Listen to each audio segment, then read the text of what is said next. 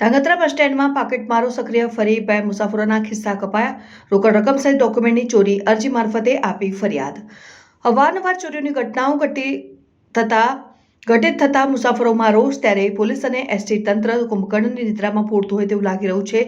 સુરેન્દ્રનગર જિલ્લાના ધાંગધ્રા શહેરનું bus stand પાકીટમારો માટે જાણે મોકળું મેદાન હોય તેવું દેખાઈ રહ્યું છે. ધાંગધ્રાનું બસ સ્ટેન્ડ ઘણા સમયથી વિવિધ સમસ્યાઓથી ચર્ચિત પણ છે.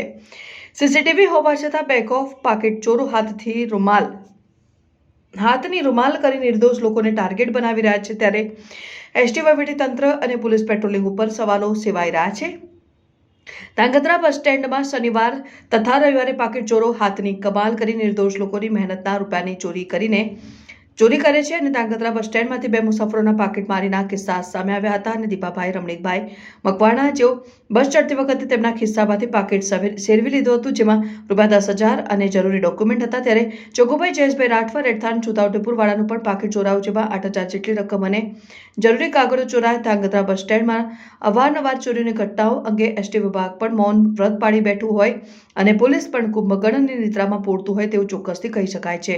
જ્યારે સ્થાનિક મુસાફરો અને સામાજિક કાર્યકરોની માંગ છે કે વહીવટીતંત્ર અને પોલીસ તંત્ર દ્વારા યોગ્ય કાર્યવાહી કરી ચોરોને પકડી પાડવા માંગ ઉઠવા પામી છે. मैं बोलूँ जयेशભાઈ જગુભાઈ રાઠવા અને રહેવાસી અહીંયા કલ્યાણપુરમ અને કલ્યાણપુરથી જવાનું હતું અમારે છોટાઉદેપુર જવાનું હતું. અહીંયા બસ સ્ટેન્ડમાં આવ્યા થાંગિંદ્રા આવ્યા એટલે અહીંથી મારે 8,500 રૂપિયા અડધી કલાકથી અમારે ચોરી થયા પૈસા, પછી બીજાના પૈસા, એટલે લગભગ 2 જણાને હમણાં અડધી કલાકમાં પૈસા ચોરી થયા. રવિ ને શનિવારના ટાઈમે અહીંયા કાંઈ માટે ચોરી થઈ આવે છે.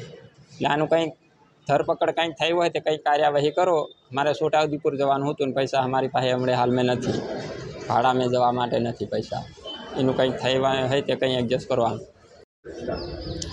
નમસ્કાર. આજરોજ ધાંગધ્રા એસટી ડેપોમાં 2 વ્યક્તિના પાકીટ ચોર દ્વારા એક બેનનું 10,000નું પાકીટ ચોરાણું છે અને એક છોટાઉદેપુરના વ્યક્તિ છે એઓના 8,000 રૂપિયા ગયા છે.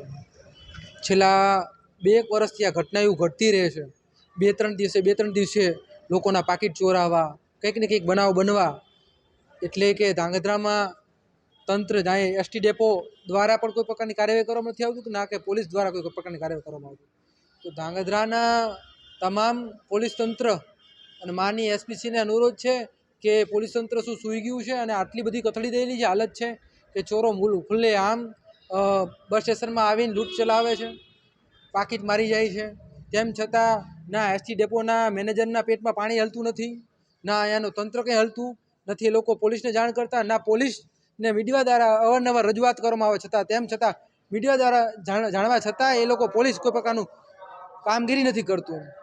તો તમામ ધાંગધ્રાની પબ્લિક વતી છેલ્લી અને પહેલી વાર અનુરોધ કરી રહ્યો છું, આગામી દિવસો એટલે કે 48 કલાકની અંદર જો પોલીસ દ્વારા અને એસટી ડેપો દ્વારા યોગ્ય કાર્યવાહી કરવામાં નહીં આવે અને ગ્રાહકોને યોગ્ય ન્યાય નહીં મળવામાં આવે અને ચોરો જે હશે એને પકડવામાં નહીં આવે તો ગાંધી ચિંધ્યા માર્ગે આંદોલન લેવામાં આવશે અને તદંતર એસટી ડેપો બંધ કરવામાં આવશે. ત્યાં સુધી એક પણ બસ આગળ વધશે નહીં અને એસટી રોકવામાં આવશે. માનનીય મુખ્યમંત્રી શ્રી, એસટી નિગમના ચેરમેન શ્રી તેમજ માર્ગ મકાન પરિવહન મિનિસ્ટર શ્રી ને તત્કાલી આ બાબતને જોતા જ તત્કાલી ધ્યાન દે અને તત્કાલી ચોરોની ઉપર કાર્યવાહી કરવામાં આવે કે આગામી દિવસોમાં કોઈ અણઘડતી ઘટના ન બને, બીજી કોઈ અન્ય ઘટના ન બને એની સરકાર કે તંત્ર રાહ જોઈ રહ્યું છે. તો આ બાબતે તત્કાલી ધ્યાન દોરી તાકાદી કરે અને તત્કાલી નિર્ણય કરે આ બાબતે. જય હિન્દ, જય ભારત. મારું નામ નીતિનભાઈ પ્રેમજીભાઈ મોરી છે. હું નરસિંહપરામાં ભુમરિયાની ખાડે રહું છું અને મારા ઘરે મહેમાન આવ્યા હતા.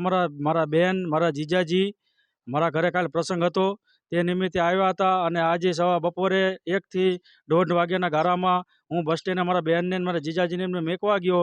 કારણ બપોરે 1 થી 1:30 વાગ્યાના ગાળામાં બસમાં ઉપર ચડતા હતા તાણે મારા જીજાજીનું પાકીટ ચોરાઈ ગયું. તેમાં 10,000 થી 11,000 રૂપિયા હતા અને ડોક્યુમેન્ટ હતા અંદર.